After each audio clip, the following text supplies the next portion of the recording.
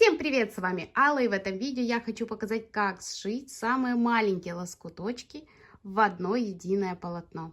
Долго тянуть не буду, приступаем. Не так давно я шила из ткани в горох, у меня разные цвета, и отрезочки тоже абсолютно разные. Есть совсем маленькие, есть чуть крупнее, и сегодня я решила, что я их соберу в единое полотно. Я подготовила основу. Обычно я использую тоненькую ткань и наполнитель. Здесь то же самое. Это вот такая стеганая ткань.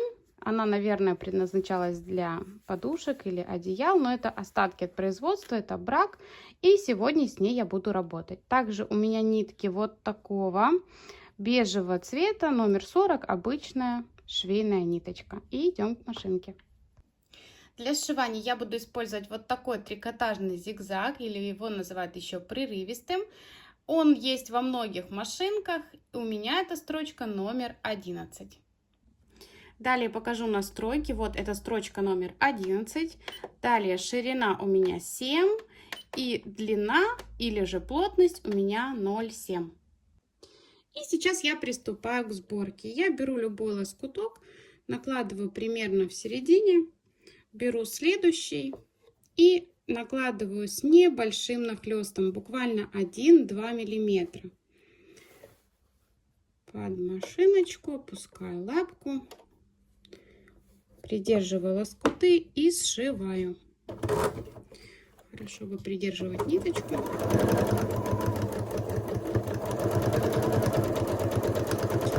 Я очень надеюсь, что камера не будет трястись.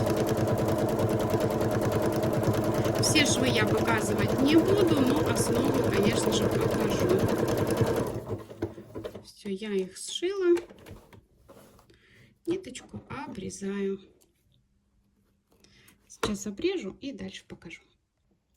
Думаю, так будет видно лучше. И я накладываю следующий лоскуток. Вот точно так же, буквально перекрывая 1-2 миллиметра. И вот так сшиваю.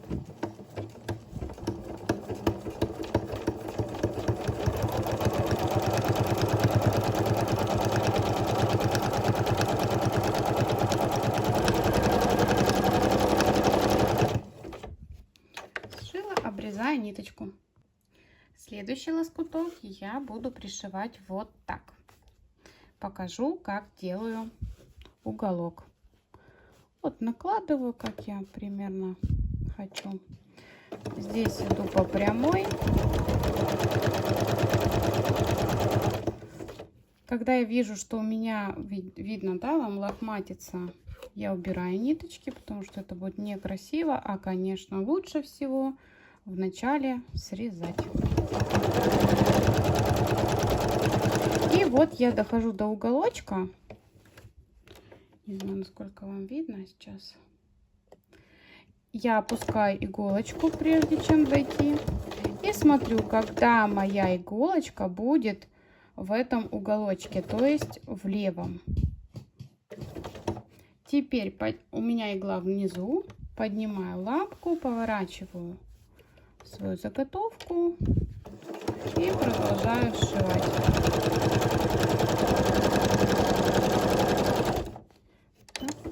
Сделала и обрезаю. И покажу вот на совсем маленьком кусочке. Я их тоже использую, почему бы нет. И я накладываю. Смотрите, я должна сделать строчку там, где у меня уже есть ткань. Там, где у меня ткани нет, я ничего не зашиваю. Смотрите, точно так же я начинаю с любого края. Сшиваю. Еще раз покажу уголок. Возможно, на этой ткани будет лучше видно. Я дохожу до уголочка и останавливаю иглу в крайнем левом углу. Поднимаю лапку.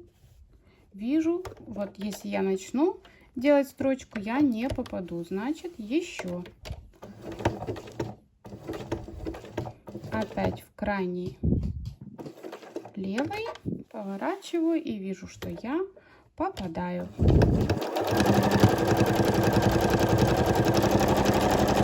Опять дохожу. Еще не дошла. Крайне левое положение. Поворачиваюсь. Продолжаю сшивать.